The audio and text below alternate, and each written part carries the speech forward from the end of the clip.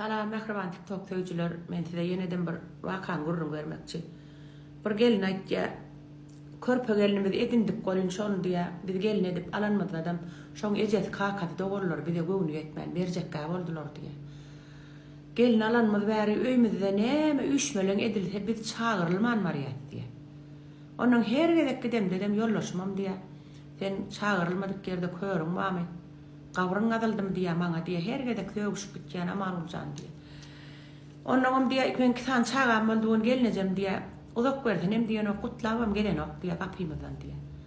Indi diýe şo gelnejemiň çağaty boldy bolýan menem gitjek bolýan adamym gitme diýe diýe.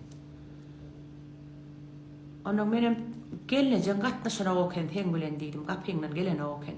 Ağam sen iyi diýämi diýdim, ağam gel diýäm diýdim. Ağamyň hiç dadyň ygtyýary ýok diýe.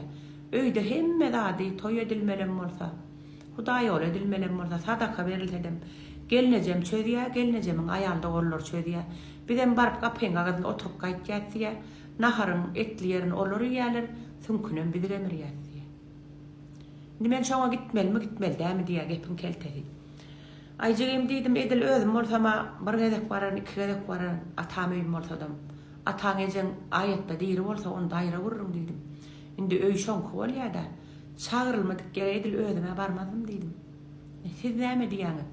Şo geline, ata söýüne çağırylmasadan barmalmy ýa? Barmal dämi?